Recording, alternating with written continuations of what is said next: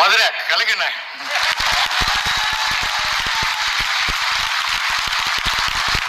தலைப்புக்குள்ள போறதுக்கு முன்னாடி மகிழ்ச்சி குரியானியில் வந்து சைலஜா சொல்லியிருந்தாங்க, நாங்கள் தான் சந்தோஷமா சமைக்கிறோம், மகிழ்ச்சியா சமைக்கிறோம். நீங்க சமைக்கிறீங்க, நாங்கள் பரிதாபமுள்ள சாப்பிட்றோம். ஏன்னா என் ஒய்ஃபுல அதிரசம் செஞ்சா கிளாஸ்ல ஊத்தி ஆத்தி குடிச்சுக்கிட்டு இருந்தேன். ஏதோ புக்கில் பார்த்து செஞ்சிருப்பாங்க, புக்கை வச்சுட்டே சமைக்கிறான். அதை போடும் இதை போடும் சொல்லி புக்கை ஒரு பக்கமா பெட்டி பெட்டி போட்டு கின்றா 3.5 மணி நேரமா கின்றா வேகலை. என்னன்னா அடுப்பை பத்த இல்லை. அதை அந்த புத்தகத்தில் போட்டுக்க மாட்டாங்க, அதே டிவியில சொல்லி தரலீங்க. அப்படி சமைச்சுக்கிட்டு இருக்கீங்க. அதெல்லாம் விருந்தவங்களை நல்லா கூப்பிட்டா வாயார கூப்பிட்டு வாங்க வாங்க சாப்பிடுங்க. எனக்கு ஒரு வீட்டுக்கெல்லாம் கடுமையான பசியில் உள்ள போறீங்க. அந்த அம்மா சொல்லுது, வாப்பா முத்து வாப்பா, வா வா வா, இப்படித்தான் வரும்போதே சாப்பிட்டுட்டு வருவேன். ஏன் முடி வந்துட்டியா? அப்படி இருக்குங்க அவங்க சமையலாம். இந்த பட்டிமன்றம் இந்த அளவுக்கு கலகலப்பா இருக்குன்னா, ஒரு ஆள் ஒரு துறையில வெற்றி அடையலாம், 2 துறையில வெற்றி அடையலாம். ஆனா அவர் தொட்ட துறையெல்லாம் வெற்றி அடைகிறாருன்னா அது மரியாதைக்குரிய நம்முடைய எஸ்வி சேகர், அது நாடகத்துறை, சினிமா துறை, அரசியல் துறையில அத்தனை வந்திருந்த அற்புதமான பேச்சாளர்கள். என்னுடைய அருமை நண்பர் ரமேஷ் கண்ணா சார்லாம் இப்போ அவங்க மகிழ்ச்சிக்குரியதில் எவ்வளோ பரிதாபமாக உட்காந்துருக்காரு பாருங்க. என்னத்தை பேசுவோமா இல்லை லைட் ஆஃப் பண்ணணும்னு இறங்கி ஓட்டிடுவோமா அப்படின்னாலும் பிளைட்டு காலையில இல்லைன்னு சொல்லி பூரா பரிதாபமாக உட்காந்துருக்காரு. அதுக்கடுத்து ஐயா பெரியவங்க பெருமாள் ஐயா சொல்லவே தேவையில்லை. இந்த நிகழ்வுல இவ்வளவு உற்சாகமா இருக்கிற உங்களுக்கு, ஏன்னா ஒரு அரங்கம் முழுவதும் நம்பி வழிகிறது முக்கியம் இல்லை, தரமானவர்களா ரசிப்புத்தன்மை உள்ளவர்களா நிரம்பி வழிகிறது போதுதான் கூடுதல் மகிழ்ச்சி. ரசிக்கிறதுல கூட இன்னைக்கு வந்து மகிழ்ச்சி இல்லைங்க, பரிதாபமா இருக்கேன். ஒரு சில இந்த ஓவிய கண்காட்சிக்கு ஒவ்வொரு படமா பார்த்துக்கிட்டு இருக்கேன். 8 மணிலேருந்து சாயந்தரம் 7 மணி வரைக்கும் பார்த்துக்கிட்டு இருக்கேன். கடைக்கார் கோவையா எவ்வளவு நேரம் தான் பார்த்துக்கிட்டு, ஏதாவது ஒரு படத்தை வாங்கு, அந்த படத்தை கொடுங்க, சப்புன்னு இருக்குனாரு. அது சுவிட்சு போடியா படம் பூரா கிட்டு என்னன்னா பரபரப்புல எது என்னான்டே தெரியும். நீங்க ஒரு காலத்துல பார்த்துட்டு எல்லாம் சோக படங்களா வெற்றி அடையும் பாத்தீங்களா? பாசமலர், நெஞ்சில் ஒரு ஆலயம்லாம் ஏன் அவளை வெற்றி அடைஞ்சிச்சு அப்படின்னா இவன் பூரா மகிழ்ச்சியா இருந்தா சோகப்படங்கள் வெற்றி அடைஞ்சு. இன்னைக்கு எல்லாரும் பாருங்க நகைச்சுவை படமா பாக்குறாருன்னா என்ன அர்த்தம்? இவர் பரிதாபமா இருக்காரு. அப்படி எப்படி இருக்கும் பாரு, வேகமா என்ன நடக்குன்னே தெரியல. காலையில எந்திரிச்சா அவ்வளவு பரபரப்பு. ஒரு எல்லாம் ஆபீஸ் போற அவசரத்துல லைசன்ஸ் எடுத்துட்டாரு, ஹெல்மெட் எடுத்துட்டாரு, ஆர்சி புக் எல்லாம் எடுத்துட்டா, டூலர் எடுக்க போயிட்டாரு. இப்படி எவனாவது ஒரு மனுஷன் பாத்திருக்கீங்களா? மறுநாள் டூலர் எடுத்தாரு, வேற ஆபீஸுக்கு போயிட்டாரு. என்ன நடக்கும்? ரோட்ல விபத்தாயிட்டாருங்க, ஆக்சிடென்ட் ஆயிடுச்சு, டாக்டர் கூப்பிடுங்க. ஓ அடிபட்டது டாக்டர் ஐயா, அப்ப ஆம்புலன்ஸ் கூப்பிடுங்க. அடிச்சது ஆம்புலன்ஸ் ஐயா. எப்படி இருக்கு பாத்தீங்களா? என்னைக்காவது ஒரு ஆள் விழுந்திருந்தா நீங்க ஜோக் சொல்ல சொன்னா நடந்த விஷயங்கள்லாம் சொல்லி பாத்தீங்களா? 10வது குறைக்கு ஐயா அவர் இடையில எடுத்து கொடுத்துருவாரு. காரணம், ஒரு ஆள் விழுந்தா கூட அவர் அப்படி நிறுத்தி பார்த்துட்டு என்னங்கன்னு தூக்கி விடுறதுக்கு ஆள் கிடையாது. என்ன ஆச்சு? 3 பேர் இறந்து. 3 பேர் தானா அப்படின்னு பாசாங்க. அதாவது காலை சாப்பாடை கன்னியாகுமரியில் சாப்பிட்டு, மாலை சாப்பாடை மலேசியாவில் சாப்பிட்டு, இரவு சாப்பாடுக்கு இங்கிலாந்து போற அளவுக்கு விஞ்ஞானம் பெருக்கு, மனிதநேகம் பெருகலை என்றக்காக சொல்றது. அந்த அளவுக்கு சுருக்கமா இருக்கு. பக்கத்து வீட்டுல யாரு இருக்கான்னு தெரியாமலே 15 வருஷம் வாழ்ந்துகிட்டு இருக்காங்க. அதான் ஆச்சரியம். பேப்பர்ல டிவில பார்த்து தெரிஞ்சுக்கிறாரு. என்னது 4வது வீட்டுல கொள்ளையா? மீனாட்சி நகரா? நம்ம நகரு எல்லாம் நம்ம 7ஆம் நம்பர் திறந்து வெளியே அழுதுகிட்டு இருக்காங்க. அதுல கடைசியில பாத்தீங்களா மீனாட்சி, அது நம்ம சம்சாரமாச்சு. நாங்க எப்படி பட்டுமணி எடுத்து என்ன ஐயா கரண்ட்ல இருக்காரு. ஆமா கரண்ட் இல்ல, ஆனா அவர் கரண்ட்ல இருக்காரு. அளவுக்கு பரபரப்பா இயங்குற நேரத்துல அதை வந்து எப்படிங்க மகிழ்ச்சின்னு சொல்ல முடியும்? நிக்கிற நேரம் நமக்கா? காலையில என்னைக்காவது நம்ம எந்திரிக்கிறப்ப காலையில விநாயகரப்பா இன்னைக்கு பொழுதே நல்லபடியா இருக்கணும்ப்பான்னு சாமி கும்பிட்டா எந்திரிச்சிருக்கோம். ஐயோ மணி 7 ஆச்சா, ஐயோ ஆபீஸ் எங்க அதை இங்க பையன் அதுக்கு மேல அம்மாட்ட போய், அம்மா எங்க என்னுடைய சாக்ஸங்க அப்பாட்ட கேள்றா. ஐயோ அவரு பேண்ட காணாம தேடிட்டு இருக்காரு. சாமி கும்பிடுறது இருக்க, அதுவே நமக்கு தெரிஞ்ச ஒருத்தன் போய் தெருக்கோடியில் இருக்கிற சாமி கிட்ட போய், முருகா என்னை காப்பாத்து, எப்படியாவது நான் பரீட்சையில பாஸ் பண்ணணும்னு சொல்லி கடைசியில் ரிசல்ட் வந்தா ஃபெயில் ஆயிட்டான். ரொம்ப ஃப்ரெண்டு கிட்ட சொல்றான், ஏய் அந்த முருகனை எவ்வளவு வேண்டிக்கிட்டேன்டா, என்னை காப்பாத்தவே இல்லைண்ணா, உனக்கு அறிவு இருக்காடா? அது ஐயப்பன் கோயில். அது ஐயப்பனா? எனக்கு முருகனுக்கு ஐயப்பனுக்குன்னா ஒரு வித்தியாசம் தெரியல. ஏன்டா மயிலுக்கும் புலிக்கும் கூட உனக்கு வித்தியாசம் தெரியல? அது மாதிரி பரபரப்பு தான் நீங்க சொல்றது. சார் சொன்ன மாதிரி ஆலய பணியில இல்லை சாந்தத்தோட அமைதியா கும்பிடணும். அங்க எங்கேயாவது அமைதியா கும்பிடுறோமா? டூலர்ல போயிட்டு இருக்கும்போது 1 கிலோ அவ்வளவுதான். செருப்பு அப்படி கழுத்தம் அவ்வளவு பரவாயில்ல. அவ்வளவு லிஸ்ட் கொண்டு போறாங்க. சாமி நல்ல இடத்துல அது கல்யாண மலையில் மூலம் அமையணும், நல்ல பெரிய பையனுக்கு நல்ல ஒரு இன்ஜினியர் சீட் கிடைக்கணும், இத்தனை லிஸ்ட் எழுதிட்டு போறவன் போனோம்னு அங்க என்ன கும்பிடுறான் தெரியுமா? செருப்பை வழுத்திய கழுத்திட்டு போட்டு வந்தோம், ஒரு ஆலய பணியில கூட ஒரு ஆத்மா சாந்தமா ஒரு நிம்மதியா இருந்து கேட்கிறேன். தியான கிளாஸ் எதுக்கு போறதுங்க? மெடிடேஷன், மன அமைதி. ஆனா அதுக்கு எப்படி போற? என்ன அதை எங்க வச்சிருக்க, இதை எங்க வச்சிருக்க? அதை குறைக்கிறதுக்கு தான் நீ அங்க போற. நீயே கூட்டிய எல்லாத்தையும் கால மாற்றத்துல வேகமா மாத்திட்டோம். ஒரு விளம்பரம், ஒரு ஒரு ஆலயத்துல ஒரு உதவி செய்யறோம், ஒரு டியூப் லைட் வாங்கி போடுறோம், அதுக்கு என்ன எழுதிருக்கான்றீங்க? டியூப் லைட்டுக்குங்க உபயமாக வழங்கியவர்கள் எங்களுடைய தானப்பெம்மும் அவர்களுடைய மயன் சங்கரனும் அவருடைய பேரன் குமரனும் இணைந்து இந்த டியூப் லைட் அன்பளிப்பாக வழங்குறோம். எங்களுடைய நிரந்தர முகவரி மீனாட்சி நகர் 4வது சந்து, டெம்பரவரி முகவரி, செல்போன் எல்லாருக்கும் வெளிச்சம் இல்லை. அதுக்கு லைட் போட்டோம். எல்லாம் ரீமிக்ஸ் காலம் வந்துருச்சுங்க. ஒரு நல்ல பாடெல்லாம் முன்னாடிலாம் அப்படி வெட்ட வெளியில படுத்து கைத்து கட்டுல போட்டு பழைய பாட்டை கேட்டு அவ்வளவு நல்லா இருந்துச்சு. இன்னைக்கு எல்லா பாட்டுமே மாத்தியாச்சுங்க. இன்னைக்குள்ள சின்ன பசங்க மாத்தி விட்டுறாங்க எல்லா பாட்டையும். ஆமா, ஒரு தமிழ் தாய் வாழ்த்து பாட்டு அதை மாத்திட்டாங்க. அதான் முக்கியமா சொல்லு, நீராறும் கடல் உடுத்துன்னு சொல்லி தமிழ் தாய் வாழ்த்து அதை போய் பருத்தி வீரம் பாட்டு கூட சேர்த்து விட்டுருக்கான். நீராறும் கடல் உடுத்த நிலமலந்த தெளிலும் சீராறும் பதன பன திகழ் பரத கண்ட மிதில். ஆமா ஆமா மாமே பாத்தீங்களா? ஸ்பீடு டயல், செல்போன் பல்லு இல்லாதால கூட பார்த்திருக்கேன், செல்லு இல்லாதால பார்த்தது இல்லைங்க. ஒரே ஆளு 2 செல்போன் வச்சிருக்காரு. பாக்குறாரு காலையில இருந்து போனே வரலைன்னா ஒரு போன்ல இருந்து கால் பண்ணி இன்னொன்னு கேட்டுக்கிறாரு. ஆமையா என்ன ஒரு வேலை போட்டு என்ன செய்ய சொல்றீங்க? பரபரப்பு என்ன புட்டி பார்த்துக்கிட்டே இருக்காருங்க. அப்போ ஒரு போன் கட்டாங்குள்ளி எடுத்து பேசுறான். தட்டாரு புட்டாரு கீழே விழுந்து எடுத்து ஹலோ ஹலோ ஒண்ணு கேட்கல, அப்படியே லைன்ல இருங்க, இந்த மாடிக்கு வரேன். மாடிக்கு போதா 5வது மாடி. ஹலோ ஒண்ணு கேட்கல. அவர் பையன் எல்கேஜி போய் பின்னாடி, அப்பா ரிமோட் கொடுத்ததோட இந்த அறிக்கை செல்போன் ரிமோட் செல்போன் அந்த மாதிரி வீட்டுல உட்காந்து செல்போன்ல மாட்டிக்கிட்டு இருக்கீங்க. என்ன ரிமோட் ஒண்ணும் மாறல. இதுக்கு எங்கேயாவது நிதானமா உட்காந்து கொஞ்ச நேரம் சந்தோஷமா பேசுறதுக்கு நேரம் இருக்கா? செல்போன் வந்து அப்படிதாங்க இவ்வளவு பிரச்சனைகள். ஒரு ஆளு 50வது மாடி பெரிய பில்டிங், அங்க உட்காந்து அப்படி ஈவினிங் நேரத்துல பேப்பர் படிச்சுட்டு இருந்தார். அப்போ ஒரு போன் எடுத்தார். சோசி உன் பையன் இறந்துட்டாருங்க. என்னங்க சொல்றீங்க? ஒரு பையன் இறந்துட்டான? பட்டுன்னு போன கட் பண்ணி குதிச்சுட்டாருங்க. 40 மாடியில வந்துகிட்டு இருக்காரு. அப்பதான் அவருக்கு ஒரு யோசனை, நம்மள பையனே இல்லையே, எந்த அவசரப்பட்டுட்டோமோ. 20 மாடிக்கிட்டு வரும்போது இன்னொரு யோசனை, சார் என்ன நம்மளுக்கு கல்யாணமே ஆகலையே, எவ்வளவு ராங் நம்பர் அடிச்சு நம்மள குடிக்க வச்சுட்டாங்க. 10வது மாடிட்டு வரும்போது யோசிச்சார், நம்ம பேர் சுரேஷ் இல்லையப்பா, குமார்ல அப்படின்னா இந்த பரவருக்கு கொஞ்சம் நாளைக்கு முன்னாடி இருந்துச்சாங்க. எவ்வளவு உணவு, எப்படி ஆரோக்கியமான உணவு.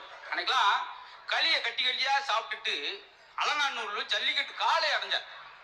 இன்னைக்கு பூரியை சாப்பிட்டு ஒரு கோழியை பிடிக்க முடியாம இருக்கான். என்ன இருக்கு உணவு முறையில் அந்த அளவுக்கு எல்லாத்திலேயே சின்ன சின்ன மாற்றம். ஹோட்டல்ல சாப்பிடும்போது கூட ஒரு நிதானமா சாப்பிடுறோமா? ஒரு ஆளாம் முழு சாப்பாடை 3 நிமிஷத்துல சாப்பிட்டார். என்னன்னா பாஸ்ட் ஃபுட்டான். அதெல்லாம் பாஸ்ட் பாஸ்டா சாப்பிட சொன்னது. அதே மாதிரிதான் ஒருத்த மருந்து கடைக்கு போயிட்டு சீக்கிரம் விக்கலுக்கு மருந்து கொடுக்க, விக்கலுக்கு மருந்து கொடுக்கன்னு இருக்கான். கடைக்கார மருந்து குறுக்க சீக்கிரம் விக்கல் எடுத்த அவன் பொட்டேன்னு ஒரு அடி விட்டான். யோ என்ன எதுக்கு அடிச்ச? விக்கல் நின்று போச்சு இல்லைனா? யோ விக்கல் என் மாமியா இருக்கியா அப்படின்றான். முன்னெல்லாம் ஒரு காலத்துல போன் வந்தா என்ன செய்வோம்? எல்லாம் வீட்டுக்குள்ள ஓடும், ரிசீவர் எடுத்து வைக்க. இன்னைக்கு போன் வச்சா பூரா வீட்டை விட்டு வெளியே ஓடியாரன், டவர் கிடைக்காது. ஹலோ ஹலோ ஹலோன்னு 6 கிலோமீட்டர் போய் அப்புறம் அங்க இருந்து ஆட்டோ பிடிச்சி வீட்டுக்கு வராங்க. அப்ப எடுத்து பேச சிரமமா இருக்குன்னு சொல்லி செல்போன் நீ எங்க வேணாலும் கொண்டு போலாம். அதுலயும் சிரமமா இருக்கான். பெட்ல வந்து திடீர்னு எடுக்கவங்களையும் கட் ஆயிடுது. அப்படி கட் போன் 2 வயரை மாட்டி விட்டு அடி வயர்மேன் மாதிரி போயிட்டே இருந்தா. அதுலயும் சிரமமா இருக்கான். வயரை சுருட்டி எடுத்து அந்த போயிருந்துங்க அப்படின்னு புல் டுத்துரு கருப்பு ஒரு வண்டு மாதிரி ஓட்ட வச்சுக்கிட்டே போனாங்க. இன்னும் ஒரு 7-8 வருஷம் கழிச்சு பாருங்களேன், எதுவுமே இல்லாம ரோட்ல பேசிட்டு போறாங்க. நல்லா தாங்க இருந்தா ஒரு பண்டிகை கொண்டாடினா பொங்கல் வாழ்த்து அனுப்பு ஒரு அட்டை. நல்லா இருக்கீங்களா? இன்னைக்கு அந்த வாழ்த்து அட்டை எங்காவது பாத்திருக்கீங்களா? பூராமே SMS முடிச்சிடும். அதுல இன்னொருத்தி அனுப்புனது அவன் நேம் எடுத்துட்டு இவர் நேம் சேர்த்து விட்டு அறிவாளி பாத்துக்கல. எப்படி மாறிக்கிச்சு பாருங்க. பொங்கல் ஒரு லெட்டர் போடுவோம். இன்னைக்கு தபால் எங்கேயாவது அனுப்புறோமா? அன்பும் பண்பும் அவங்க பக்கத்து விட்டு அந்த சிவப்பு நாய் எப்படி இருக்கு, இந்த பசுமாடு எப்படி இருக்கு, ஊரே கேட்டு சந்தோஷம் மகிழ்ந்தது. SMS முடிச்சிடாங்க. அதை அனுப்பலாம், தப்பு இல்லை. அது பரிதாபமா இருக்கு. அந்த SMS படிச்சா அதுல ஒருத்தர் லவ் பண்ணி அந்த பிள்ளைக்கு லவ் மெசேஜ் அனுப்பியிருக்கான். அந்த பிள்ளை பார்வர்டு மெசேஜ் அது 300 பேருக்கு அனுப்பிட்டு. இதுதான் பெரிய முக்கியமான கொடுமையா தான். இது இப்போ பரிதாபமா இருக்கு. எனக்கு இந்த வருஷத்துல முதல் நாள் காலைல 6 மணிக்கு சாமியை கும்பிட்டு இந்த வருஷமே நல்லா இருக்குன்னு கடவுளே அப்படி கோயில் விட்டு வெளியே வரேன். 6:05 ஒரு SMS மகிழ்ச்சி எடுத்து பாக்குறேன். ஒரு அனுப்பியிருக்காங்க. கிரைண்டர்ல அரிசியை போட்டா மாவு, வாயில் அரிசியை போட்டா சாவு. வருஷத்துல முதல் நாள் இதை படிச்சேன், எனக்கு எப்படி இருக்காங்க வருஷம் வேற எஸ்எம்எஸ் அப்படியே துப்பட்டியை போத்திட்டு படுத்துட்டு இன்னைக்கு எங்கேயுமே வெளியே போகக்கூடாதியா, நம்ம கேட்ட நேரம் போய் தொடங்கிட்டு பேசுறது அவசரமா எழுதி போடுறத விட சுடாத்துல ஒரு எழுதி போட்டிருக்கேங்க, நன்றி மீண்டும் வருக. ஏன்னா அங்கே பொருட்காட்சி நடக்குது. உணவு முறையில இருந்து எல்லா அதுலயும் பேஸ்புக் சொன்னாங்க பாத்தீங்களா, அது எதுக்குன்னே தெரியல. நான் 2 இட்லி சாப்பிட்டேன், அதுக்கு 250 லைக் கொடுத்துருக்காங்க. Very good. இது என்ன உலக அதிசயமாங்க மாறிக்கிச்சு. குழந்தைகள் தினம் கொண்டாடுறமே, என்னைக்காவது குழந்தையோட ஒரு 5 நிமிஷம் கொஞ்சம் குழாவரமா நம்ம இருக்க அவசரத்துல. கவிப்பேரசு வைரமுத்து எழுதியிருப்பார் ஒரு கவிதையில, 9 மணிக்கு உன் அப்பா உனக்கு சொந்தம் இல்லை, ஆபீஸ் போயிறாரு. 9:30 உனக்கு அம்மா உனக்கு சொந்தம் இல்லை. தொலைக்காட்சியும் ஆயாவும் அசதியிலே தூங்கிவிட்டால் தூக்கத்தை தவிர துணைக்கு வர யாரும் இல்லை. வாய் என்று அழைப்பதற்கும் கட்டி துளாவதற்கும் ஞாயிற்றுக்கிழமை வரும் நல்ல வேலையை கண்ணுறங்கு அப்படின்னு முடிப்பார். என்னைக்காவது குழந்தையோட பேசி பாருங்க, ஒரு 5 நிமிஷம் குழந்தைகிட்ட பேசினாலே அவ்வளவு மகிழ்ச்சி. ஆனா அந்த மகிழ்ச்சியை நீ பார்க்க முடியாது, பரிதாம இருக்கு. குழந்தைகள் பேசுறது குழந்தைகிட்ட ஆச்சரியமா இருக்குங்க, அழகழகான விஷயங்களே இருக்கு. அதெல்லாம் கேட்கறதுக்கு நேரம் இல்லை. ஏன்னா கால மாற்றத்தில் என்னென்ன ஒரு காலத்துல பாத்தீங்கன்னா அமைதியா இருக்கிறப்ப என்ன நடந்துச்சு தெரியுமா, வீட்டுக்கு ஒரு ஆளு போருக்கு போவான், இன்னைக்கு வீட்டுக்கு ஒரு ஆள் பாருக்கு போற நிலைமை ஆயிடுச்சு. பாத்தீங்களா, 8 போட்டு லைசன்ஸ் வாங்கினா இன்னைக்கு துட்டு போட்டு லைசன்ஸ் வாங்கினாரு. அதற்கு பல எத்தனை கெட்டு போயிருக்குன்னு உங்களுக்கு தெரியும். காலமாற்றம். ஆசிரியர் மாணவர் உறவு இன்னைக்கு இவ்வளவு பரபரப்பா சொல்லி, முன்னாலாம் ஆசிரியர் உட்கார்ந்து இருப்பாரு, மாணவரும் நிற்பாங்க குருகுல கல்வின்னு சொல்லி, ரொம்ப அமைதியா நல்லா இருந்தது. இன்னைக்கு வகுப்புல ஆசிரியர் அடிக்க கூடாது, எவ்வளவு பரிதாபம். அப்ப யார் வந்து அடிப்பான்? ஒருத்தர் லேமினேஷன் போட்டு பேப்பர்ல வந்து கதை கட் பண்ணி இப்படி தொங்க விட்டுருக்காங்க பாத்தியா, மாணவரை அடித்த ஆசிரியர் கைது. பாத்துக்க சார், தொட்ட நீ கட்ட அப்படின்னு ரோட தொங்க விட்டுட்டா, அவர் அப்படியே முடிச்சுக்கிட்டே இருக்காரு. என்ன செய்ய முடியும் பாத்துக்கங்க. குச்சி எடுத்து கோலத்துல அடிக்க போறாரு, குச்சியை பிடிச்சிட்டான். நீங்க என்ன சும்மா நீ அடிக்க முடியாது. 50,000 ரோடு சேர்ந்திருக்கேன், உடனே வெளுக்காம விட மாட்டேன், 1 லட்சம் ரோடு சேர்ந்திருக்கேன். அவரு உடனே கெச்சம், ஏன்னா 4 லட்சம் கொடுத்து சும்மா இருக்க உங்களுக்கு என்ன பேச்சு. காரணம் படித்தவர்களாம் பாடம் நடத்துகிறார்கள், படிக்காதவர்கள் பள்ளிக்கூடமே நடத்துகிறார்கள். இன்னைக்கு சூழல் உங்களுக்கு தெரியும். ஒரு காலத்துல கவர்மெண்ட் வந்து பள்ளிக்கூடம் வச்சிருக்கீங்க, தனியார்லாம் மதுபான கடை வச்சிருந்துச்சு. இன்னைக்கு கவர்மெண்டே மதுபான கடை வச்சிருக்கு, தனியார்லாம் பள்ளிக்கூடம் வச்சு காலமாட்டு. இது வந்து இதை விடையா நீ ஒரு பரிதாப சூழ்நிலை கல்வி முறை. ஆனா இந்த மதுபான கடை யாரு வச்சாலும் குடிக்கிறது குடிக்காது நம்ம கையில தான் இருக்கு. அரசாங்கமே மதுபான கடை வச்சிருக்கு, நான் ஏன் குடிக்க கூடாதுன்னு கேட்கறவங்களுக்கு ஒரே ஒரு விஷயம், அரசாங்கம் எவ்வளவு பொருள் விற்குது. இந்த மருந்து கடையில போனாக்க விஷம் விற்குது, ஏன் வாங்கி குடிக்க மாட்டேங்கிறோம். அதாவது அரசாங்கத்தை பழி சொல்றதுங்கிறது நம்ம ஏத்துக்க முடியாது. அதே சமயம் இந்த இலவசங்களை வேண்டாம்னு மக்கள் நிறுத்தினாலே அரசாங்கம் இதை விட்டுடும். அதுதான் என்னுடைய பொதுவான கருத்து. நான் ஏன் இதை தைரியமா சொல்றேன்னா, நான் சினிமா துறைக்கு வந்து 40 வருஷம் ஆச்சு, நாடகத்துறையில் 50 வருஷமா இருக்கேன். நான் இது வரைக்கும் ஒரு டிராப் லிக்கர் கூட சாப்பிட்டது கிடையாது. அதுக்காக சொல்றேன்.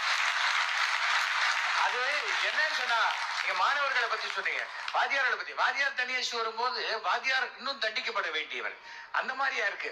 இன்னைக்கு மாணவர்களுக்கு நாம மார்க்கை மட்டும்தான் வாங்கணும்னு போதிக்கிறோமே தவிர தனி மனித ஒழுக்கத்தை போதிக்க தவறிவிட்டோம் என்பதுதான் உண்மையான ஒரு விஷயம். நல்லா பேசுறீங்க. இன்னும் ஏதாவது பாயிண்ட் இருக்கா? இருக்கு சார், பாயிண்ட்டுக்காக தான் வந்திருக்கோம். இல்ல இல்ல, இது அடிக்கலாமா கேட்டுட்டு அடிக்கலாமா? ஓரமா கூட போய் கலத்தி வச்சிருங்க சார். நான் எடுத்தாரு ஒரு சின்ன ஹெல்ப் தான், நம்மளால பண்ண கிளாஸ் பண்ண. எதுக்கா வாத்தியாருக்கெல்லாம் சம்பளம் அதிகம்னா, இவர் எழுதுற பேப்பர் திருத்துறாரு. வாத்தியார் நிலைமை அவ்வளவு பரிதாபமா இருக்கும். குழப்புறாங்க. முன்னாலாம் நம்ம நல்லா படிச்சுட்டு போறப்ப பயந்துட்டு போவோம், எந்த கொஸ்டின் வருமோ என்னமோன்னு சொல்லி. இன்னைக்கெல்லாம் பையன் சொந்தமா எழுதுறேன், சர்வசாரம் எழுதுறேன். கெமிஸ்ட்ரி பிசிக்ஸ் படிச்சுட்டு போறாங்க, பாஸ் பண்ணிடுறாங்க. எப்பறம் அப்படியே கொஸ்டின் இருந்தா பதில் உருவாக்குறான். ஒரு சின்ன கேள்வி, சிமெண்ட் பொருள்கள் எதை எதை கொண்டு தயார் செய்யப்படுகிறது? அதுக்கு பதில் பாருங்க. சிமெண்ட் பொருள்கள் எதை எதை கொண்டு தயார் செய்யப்பட வேண்டுமோ அது அதை அதை கொண்டுதான் தயார் செய்யப்படுகிறது. வேறு எதை கொண்டு தயார் செய்ய முடியாது. வாத்தியார் நடிச்சா 3 மணி வரைக்கும் 25 டீயை குடிச்சிட்டே வந்துட்டார். என்னப்பா அதை போட்டுட்டா, அப்புறம் இதை போட்டுட்டா. ஆனா எதையிலே போட்டுட்டா இப்படி உழைப்பு எங்கேயாவது பார்த்திருக்கீங்களா? பயப்பட மாட்டாங்க. ஏங்க, 2வது உலகப் போர் எப்பொழுது நடந்தது? முதல் உலகப் போர் முடிந்தவுடன் தான் நடந்தது.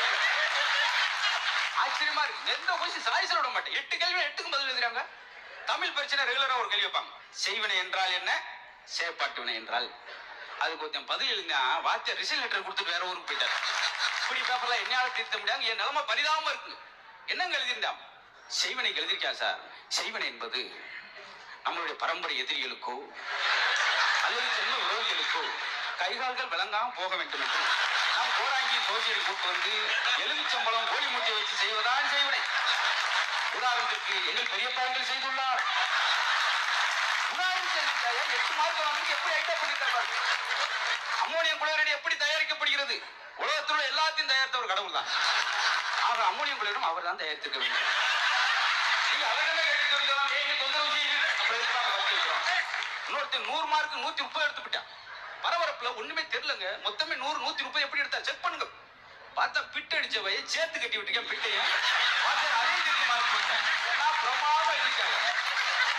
அதனால இன்னைக்கு சூழல்ல கல்விக்கு அரசி கலைவாணியே வந்தா கூட தன்னுடைய வீணை அடகு வச்சுதாங்க குழந்தை பள்ளிக்கூடத்தை சேர்க்க முடியும். அதிகமா அப்படியாப்பட்ட சூழல் காலையில பிறந்தவனே பள்ளிக்கூடம் அனுப்பி நம்ம பிறந்தாவி சாப்பிட்டான சாப்பிடலையா ஒரு ஆட்டோல 5 பேர் தான் போக முடியும். 15 பேர் ஆட்டோ வெளியே பிரிக்கிட்டு போறான்.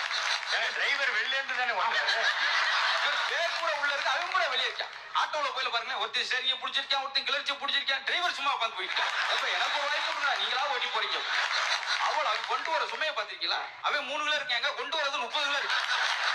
ஒரு வீடெல்லாம் ஃபயர் ஆயிடுச்சுங்க. வீட்டுக்கு ஓடி போய் ஒரு ஆண்டா தூக்கிட்டு ஓடியாரு, 100 ஓடி போய் குண்டா தூக்கிட்டு ஓடியாரு. அங்க இருந்த உரலை யாருமே தூக்கணும். ஒரு LKG போய் தூக்கிட்டு குடுன்னு போயிட்டான்.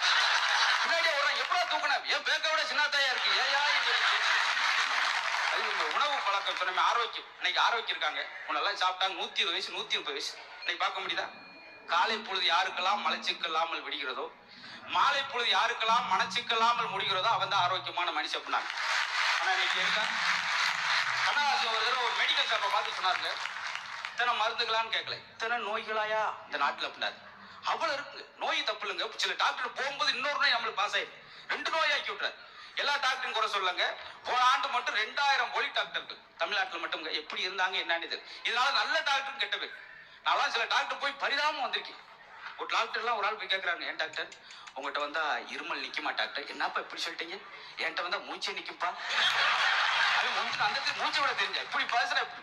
அப்படி இருக்க சூழல்ல மகிழ்ச்சிக்கான சூழலே இருக்க முடியாது. ஏன்னா நினைச்சு பாக்குறதுக்கு நேரம் கிடையாது. என்ன யோசிச்சு பாருங்க. ஒரே ஒரு விஷயம் சொல்லிட்டு முடிச்சிட போறேன். ஒரு சில ஊர்கள்லாம் பாத்தீங்கன்னா ரொம்ப கஷ்டப்பட்டு தன்னுடைய குழந்தைய படிக்க வைப்பாங்க. ஏன்னா தன்னை மாதிரி தான் பையன் வேட்டி சட்டை போடக்கூடாது, பேண்ட் சட்டை போடணும். தன்னை மாதிரி தமிழ்ல பேசக்கூட ஆங்கிலத்துல பேசணும். ரொம்ப பிற்பட மதுரை மாவட்ட பக்கம்னா மாட்டை வித்து தன்னுடைய பையனை படிக்க வைப்பாங்க. ஏன்னா இன்னும் சிலர் வெளிநாட்டுக்குலாம் அனுப்பிச்சு வைப்பாங்க. அப்படி வெளிநாட்டுக்கு போன பையன் இருந்து அங்க உள்ள பரபரப்பு அந்த மகிழ்ச்சியில அப்பாவை பரிதாபம் ஆகிட்டான். எந்த லெட்டரும் கிடையாது, ஒரு போன் கிடையாதுங்க. கிராமத்துல இருந்து அப்பா ஒரு கடி எழுதுறாரு, மகனே நீ வீட்டில் பிறந்தவும் நான் ஒரு தென்னை வைத்தேன். தென்னை நான் ஊற்றிய தண்ணீரில் வளர்ந்தது, நீ என்னுடைய வியர்வில் வளர்ந்தாய். எங்கோ இருந்து ஈட்டுகிற படிப்பும் பொருளாதாரம் உனக்கு மகிழ்ச்சியும் சந்தோஷம் தருகிறது. நான் இங்கு வைத்த தென்னை எனக்கு நல்ல இளநீரையும் நல்ல நிழலையும் தருகிறது. என்றாவது ஒரு நாள் இமெயிலில் மூழ்கி இருக்கும் போது என் உடம்பில் ஈமத்தை செய்து வந்து சேரும். எனது இறுதி ஊர்வலத்தின் இல்லாவிட்டாலும் பரவாயில்ல, சுடுகாடு வரை என்னை தென்னை ஒளியை தூக்கி சொல்லி முடிப்பார். என்ன காரணம்னா 10 குழந்தைகள் அப்பா அம்மா வளர்க்குறாங்க, 10 குழந்தைகளும் சேர்த்து ஒரு அப்பா அம்மா வளர்க்க மாட்டேங்கிறாங்கன்ற அந்த பரிதாபத்துக்குரிய சூழ்நிலை. முருங்கை மரம் மாறிங்க. முருங்கை மரம் தன்னுடைய சத்தப்புறம் பார்த்தீங்கன்னா முருங்கை பூவுக்கும் முருங்கை காய்க்கும் கொடுத்துட்டு இது வலுவிழுந்திருக்கும். அது மாதிரி அப்பா ஒரு குறிப்பிட்ட காலத்தில் பெற்றோர்கள்லாம் மகனுக்கு எல்லாத்தையும் செலவழிச்சிட்டு முருங்கை மரத்தை பூரா வலுவிழுந்திருப்பாங்க. ஆனா ரொம்ப முருங்கை பூ முருங்கை சாப்பிட்டனால தான் அவர் 10 குழந்தைங்களுக்கு அப்பாவா இருக்காரு. ஆலமரம் எப்படி ஒரு 40-50 வருஷத்துக்கு முன்னாடி ஆலமரம் வேரோட கீழே விழுகிறப்ப அதோடைய விழுதுகள் தாங்கி பிடிக்கும். அது மாதிரி பெற்றோர்கள் காக்கிறதுக்கு இன்னைக்கு பிள்ளை இல்லை. இதை விட என்னென்ன எத்தனை அனாதை இல்லங்கள், வீட்டின் பேர் அன்னை இல்லம் வச்சுட்டு அன்னையை கொண்டு அனாதை இல்லத்தை வச்சிருக்கு. இந்த பரிதாபத்திற்கு சூழலை மீறி மகிழ்ச்சின்னு சொல்றதுக்கு வாய்ப்பே இல்லை சொல்லி இந்த அரியவரி வாய்ப்புக்காக அற்புதமான ரசிகர்களையும் அற்புதமான பட்டிமன்றத்தில் அத்தனை பேர் நன்றி சொல்லி